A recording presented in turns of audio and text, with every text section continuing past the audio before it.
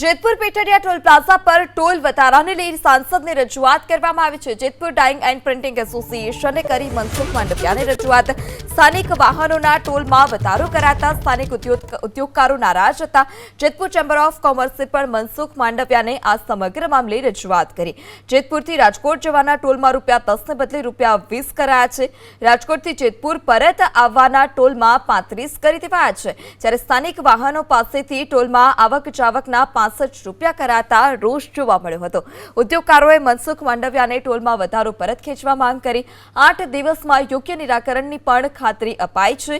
પ્રમુખ Jetpur dying association 8 દિવસમાં વધારો પરત ન ખેંચાય તો આગામી રણનીતિ ઘડાશે તે પ્રકારની વાત પણ જેતપુર ડાઇંગ એસોસિએશનના પ્રમુખે કરી। અત્યારે અમે કેન્દ્રીય મંત્રી શ્રી મનસુખભાઈ માંડવિયાને રજૂઆત કરી છે।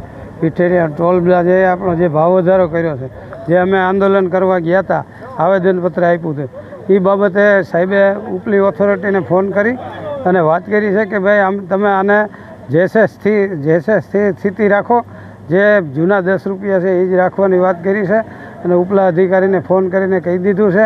આનો 8 દિવસની અંદર નિવાડો આવી જવો જોઈએ એવી સ્પષ્ટ સૂચના સાહેબે આપી।